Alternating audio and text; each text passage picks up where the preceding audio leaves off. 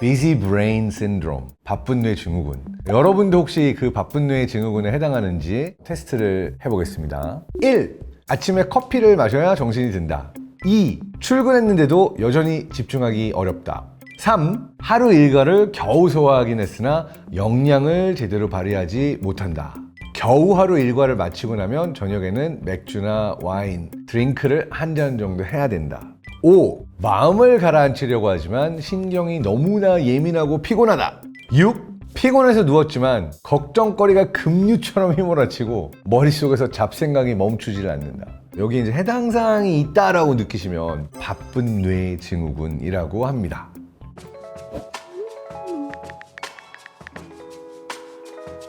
안녕하세요. 바빠서 인사할 시간도 없는 뇌과학 박사 장동선입니다. 여러분도 바쁘게 살고 계신가요? 저 너무 바빠서 스트레스 받을 때가 많은 거 티가 나나요? 그래서 오늘 다룰 주제는 바쁜 뇌를 회복하라 라고 하는 책을 소개받아서 오늘 이 내용을 리뷰하려고 합니다. 바쁜 뇌 증후군, 이 책에서는 이렇게 정의하고 있어요. 현대사회의 디지털 환경, 정보 과잉, 업무 스트레스 등이 원인이 돼서 뇌가 휴식을 잃고 과부하에 빠진 상태로 저자는 이게 신경염증 상태다라고 이야기를 하고 있죠. 여기에 한 가지 더 있어요. 바쁜 뇌 증후군은 각성제와 진정제 사이에 갇힌 상태. 무슨 얘기냐? 아침에 일어나면 커피 없이 동작할 수 없고 밤에는 술 없이 잠들 수 없는 상태. 이러면 바쁜 뇌 증후군이다 얘기를 하고 있습니다. 자, 여기서 한 가지만 짚고 가야 될 건요. 요즘 유행하는 많은 개념들처럼 사실 바쁜 뇌 증후군이라는 게 현대인에게 존재하는 여러 증상들을 묶어서 저자가 이것들이 해당된다면 바쁜 뇌 증후군이라고 부를 수 있는 겁니다 라고 얘기한 증상이라는 것은 알 필요가 있습니다. 사실은 책을 읽으면서 많이 공감하면서 읽었어요. 왜냐하면 이 책의 저자는 본인이 너무 바쁘게 살다 보니까 만성 피로, 불면증, 공황장애, 번아웃 같은 것들을 다 경험했고요. 본인 스스로가 뇌를 연구하는 뇌신경 전문의인데 내 스스로가 너무 바빠가지고 내 뇌 기능이 저하되는 것을 느끼면서 어떻게 해야 될까 고민을 되게 많이 했던 분이 쓴 책이고, 나만 그런 게 아니라 굉장히 많은 사람들이 이 너무나 일상이 바빠서 뇌가 제대로 작동하지 못한 상태가 된 게 아닌가라는 걸 보고 이 책을 쓴 거라서 사실 개인적으로는 공감 가는 부분들이 많았습니다. 자, 근데 늘 바쁜 사람들은 어떤 특성이 있냐면은 내가 바쁜 거를 약간 훈장처럼 달고 다녀요. 저 같은 경우도 장 박사 늘 바빠 이러면은 바쁜 게 좋은 거지 뭐 이러고 지나가잖아요. 바쁜 게 나쁜 거다 생각하는 게 아니라 나는 일도 많고 늘 일 열심히 하니까 좋은 거 아니야 라는 생각을 가지고 사는 거죠. 문제는 이런 생각을 가지고 있는 사람이 어느 한순간 무너질 확률이 되게 높고, 이러한 것들이 다양한 만성질환을 일으키고 불면증으로 가고 심지어 불안장애, 공황장애가 터지게 만드는 원인들이 될 수 있다. 이런 것 때문에 내가 이렇게 계속 바쁜 거는 내 뇌를 망가뜨리는 게 아닐까, 바쁜 뇌 증후군이라는 것이 나를 죽음의 문턱 앞에까지 가게 할 수 있는 것이 아닐까, 이런 생각을 할 필요가 있다는 것을 저자는 자신의 개인 경험을 기반으로 얘기하고 있습니다. 그러니까 본인도 바쁜 걸 자랑처럼 여겼던 사람인데 죽기 직전까지 갔다가 돌아오니까 이거 아니구나, 위험할 수 있구나, 이걸 깨닫고 이 책을 쓰게 된 거죠. 자, 현대인이 많이 경험하게 되는 이 바쁜 뇌 증후군이라는 것, 대체 원인은 뭘까요? 자, 기본적으로 바쁜 뇌 증후군은 쉽게 얘기하면 뇌가 과도하게 스트레스 받은 상태다라고도 볼 수 있어요. 사실 스트레스라고 하는 거는 우리가 가장 일반적으로 분류하면 두 가지로 분류할 수 있습니다. 급성 스트레스와 만성 스트레스. 그러니까 잠깐 동안 빡 받는 스트레스가 급성 스트레스, 길게 지속적으로 이어지는 게 만성 스트레스. 급성 스트레스는 어떤 상태냐? 시험 직전이다, 엄청난 과제가 떨어졌다, 데드라인, 쳐내야 된다, 이러한 부분들이 있으면 뇌가 스트레스를 받고 코티졸 분비가 올라가죠. 근데 이게 급성 스트레스로 오게 되면 코티졸 분비가 우리 몸에게 해로운 영향만 주는 게 아니라 사실은 스트레스 받지만 능력치도 올라가고 더 많은 문제를 해결할 수 있고 집중력, 학습 능력, 운동 능력 다 올라간 상태가 돼요. 그래서 저는 급성 스트레스는 기본적으로 좋은 스트레스라고 얘기를 하고 대부분의 의사나 학자들도 이렇게 얘기를 하고 있습니다. 문제는 언제 생기냐? 스트레스 받고 나서 코티졸 분비량이 다시 정상치로 내려와야지만 내가 제대로 작동할 수가 있는데, 이게 아니라 다 내려오기 전에 또 스트레스 받을 일이 생긴다. 급성 사파성 스트레스라고 이야기를 하는 만성 스트레스로 가기 전 단계라고 볼 수 있는 스트레스 상태가 되면 코티졸 분비가 정상치로 떨어지는 게 아니라 계속해서 베이스라인 자체가 올라가 버린 상태가 되죠. 뇌가 지금 당장 위험한 일이 있을 때 스트레스를 받는 건 정상인데 이게 계속 해가지고 또 스트레스 이런 상황들이 이어지게 되면 항상 위협을 받는 상태가 돼서 과도한 위협을 느끼는 과도한 긴장 상태로 들어가게 되면서 모든 것에서 스트레스를 받기 시작하는 상태로 넘어간다는 거죠. 이게 이제 몇 달, 몇 년 지속이 되면 만성 스트레스로 가게 되고, 만성 스트레스는 신경염증 일으키고 온몸의 호르몬이나 대사에도 큰 문제를 주게 되고, 기억력 저하, 집중력 저하, 과하게 감정적 반응이 나오도록 편도체 과활성화, 이러한 형태의 안 좋은 일들이 많이 생겨나게 되는 거죠. 또 다른 하나가 뭐가 있냐? 우리의 뇌 자체가 이렇게 과하게 많은 정보를 접하는 것에 익숙한 뇌가 아니에요. 해부학적으로 보면 30만 년 전 인류의 뇌와 지금 현대 인류의 뇌가 큰 차이가 없다라는 이야기를 제가 자주 했죠.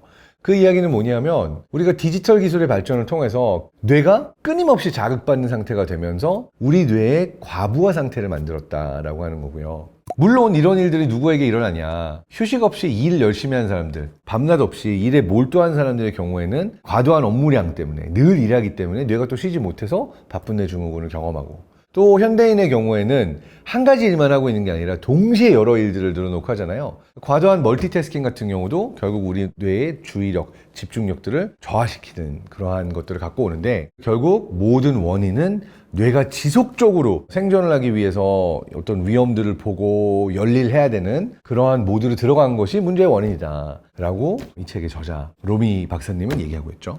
자, 그렇다면 요 바쁨으로부터 빠져나오기 위해서는 뭘 해야 될까? 사실 이 책에서는 되게 재밌게 얘기하고 있는 게 꼬마 습관을 기르라고 그래요. 꼬마 습관이 뭐냐면 내가 어렵지 않게 쉽게 일상 속에서 실천할 수 있는 몇 가지의 레시피를 가지고 있으라는 얘기예요.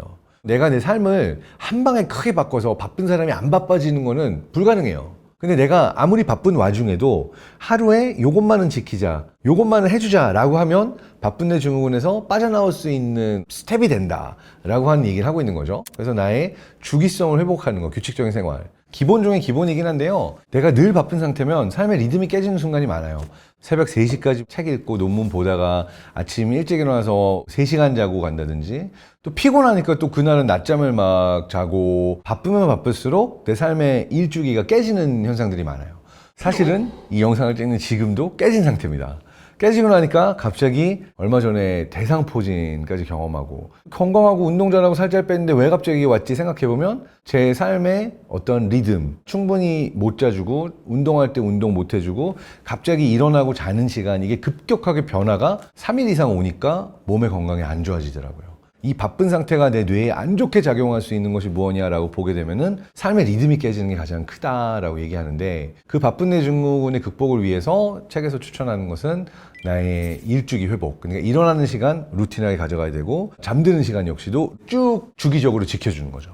두 번째로 되게 쉽게 할 수 있는데 책에서 제안하는 게 되게 재밌었어요. 뇌 끄기 습관이라는 거였어요. 그러니까 잠깐 동안 내 뇌가 쉴 수 있게 해주자. 근데 뇌가 쉬는 게 쇼츠 보거나 릴스 보거나 어떤 유튜브 영상을 보거나 오디오북을 듣고 있거나 하는 게 아니거든요. 쉰다라고 하는 건 정말 잠깐 동안 눈을 감고 굉장히 깊게 정말 릴렉스 하면서 쉴 수 있는 상태를 만드는 거라고 해요. 근데 이게 여러분 해보시면 알겠지만 굉장히 나 스스로의 어떠한 에너지 충전, 내가 가지고 있는 뇌 집중력 회복에 많은 도움을 줍니다. 이걸 여기서 뇌 끄기 습관이라고 불러요. 사실 저는 비상 상황에서 자주 씁니다. 예를 들어서 지금 집중해서 강의를 해야 되는데 강의 직전에 너무 머리가 어지럽고 뭔가 사건 사고가 많았어요. 그러면은 잠깐 화장실 다녀올게요 한 다음에 찬물을 세수하고 닦아낸 다음에 어딘가 되게 조용한 창가나 발코니, 그러니까 나 혼자 있을 수 있는 장소에 가가지고 눈 감고 깊게 복식 호흡으로 심호흡을 하면서 한 3분 정도 머리 비우는 연습을 해요. 그러니까 그야말로 나의 호흡에만 집중하면서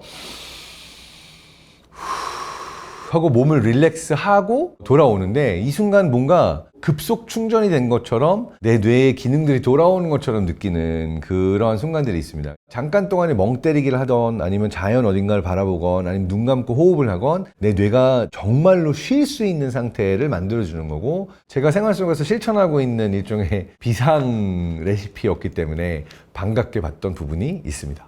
그리고 카페인 섭취 습관을 바꾸라는 거예요. 저도 커피 좋아하거든요. 아침에 커피 없이 작동하기 어려운 사람 중에 한 명인데, 사실 이 커피 마시면 우리가 꼭 하는 것들 있죠.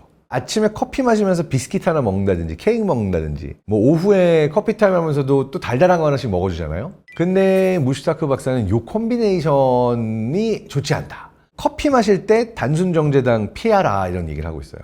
차라리 아이스 아메리카노, 뭐 아메리카노 마시면은 커피만 마시고 그 전후 1시간 동안은 비스킷이나 먹을 것들을 먹지 않는다라고 하는 거죠. 또는 뭔가 지금 배불리 먹었다. 먹고 나서 우리 커피 마시잖아요. 그렇게 바로 두 가지를 합쳐서 당 섭취도 하고 카페인 섭취도 하고 하는 것을 피해라라는 얘기들을 하고 있어요. 근데 곰곰이 생각해 보니까 이것도 제가 실천하고 있는 거긴 하더라고요. 저는 아침에 공복 상태 유지를 하려고 하는 습관이 좀 있어서 커피는 마시되 한 3시간 동안 아무것도 먹진 않습니다. 오후에도 뭐 먹고 난 직후에 커피까지 마시는 게 조금 배부르기도 해서 2시간 정도 있다가 티타임, 커피타임 요때 따로 커피만 마시는 습관이 있거든요.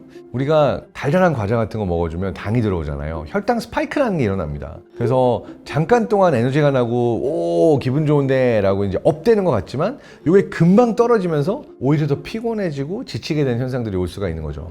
카페인이라고 하는 것은 우리가 먹고 나서 졸리지 않게 만드는, 그러니까 뇌를 약간 속이는 효과를 가지고 있는 물질인데, 내가 여기에 당 섭취를 같이 해주게 되면은 카페인을 통해서 졸리지 않게 만드는 효과가 상쇄될 수가 있는 거죠.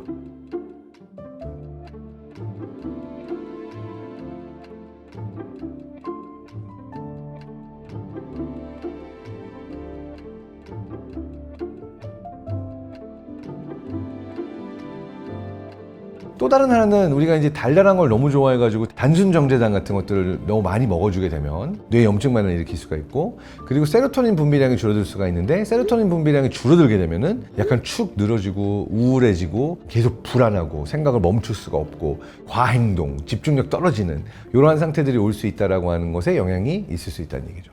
자, 그 다음에 우리가 바쁜 뇌 증후군을 극복하기 위해서 할 수 있는 좋은 꼬마 습관들 뭐가 있나라고 했을 때 인상 깊었던 것 중에 하나가 스마트폰을 알람 시계로 쓰지 말라는 거예요. 왜냐면 알람 시계를 써야 되니까 자기 전에 스마트폰 보면서 자게 되고, 아침에 일어나서도 스마트폰부터 먼저 확인하게 되잖아요. 또 다른 여러 연구에서 보게 되면 스마트폰이 손에 닿을 수 있는 거리에 있다는 것만으로 뇌의 집중력이나 기억력이나 학습 능력 여러 가지가 영향을 받아요. 실제로 이 책의 저자가 전자기기 멀리 두기와 관련된 실험을 진행한 적이 있다고 그래요. 전자기기 멀리 두기를 실행했던 사람들이 그렇지 않았던 사람들에 비해서 어떤 변화가 있었냐라고 봤더니 훨씬 쉽게 잠들었고, 아침에 일어나서 훨씬 더 개운하게 잘 깼고, 일주일의 절반 이상 긴장하거나 스트레스 받는 일이 있다라고 대답했던 사람들이 전체 피험자의 98%였는데 전자기기 멀리 두기를 실천하고 나서는 36%로 감소한 거예요. 또한 전자기기 멀리 두기를 실천했던 직원의 98%는 30분도 걸리지 않아서 잠이 들었다라고 대답을 했다라고 하죠. 전자기기를 멀리 두고 잠을 자는 것 어렵지 않은 일이고 사실 우리가 습관처럼 할 수 있는 일인데, 요거를 실천하는 것만으로도 바쁜 뇌 증후군을 극복하는 데 도움이 됐다라고 하는 얘기를 책에서 하고 있죠. 그래서 아무리 바빠도 시간이 없어도 쉬는 시간을 만들어서라도 넣는 게 중요하겠다 이런 생각을 많이 하는데요. 저한테는 러닝을 하고 뛰는 시간이 쉬는 시간이거든요. 그래서 어떻게라도 오늘 너무 힘들었다 그러면 저녁에 뛰러 가야지 라고 하고, 뛰고 나서 사실 제일 좋은 순간은요, 사우나 갈 때예요. 뛰고 나서 푹 쉬어주는, 그때 너무너무 이게 편안하고 기분이 좋거든요. 세로토닌 나오고 있을 거고, 그 순간은 코티졸 분비량이 내려가고 있을 겁니다. 그래서 이거를 스페인어로는 깨렌시아라고 하거든요. 나만의 쉴 수 있는 공간, 나만의 회복할 수 있는 공간을 우리가 만들어야 된다. 누군가는 그게 코인 노래방에 가서 노래 부르는 순간일 수도 있고, 누군가는 영화관에서 영화 보는 순간일 수도 있고, 우리 삶 속에서 내가 쉴 수 있는 이 순간만은 모든 걸 내려놓고 걱정하지 않고 내가 온전히 회복하고 쉴 수 있는 그 공간, 시간들을 우리가 확보해야 된다. 이것만은 되게 명확한 것 같아요. 그래서 저도 바쁘지만 저만의 쉴 수 있는 공간들, 이것을 확보하는 것에는 진심입니다. 여러분이 뇌를 잘 쓰는 만큼 또 잘 쉴 수 있게 하기를 바라면서 오늘 영상을 마치도록 하겠습니다. 모두 건강하고 행복하세요.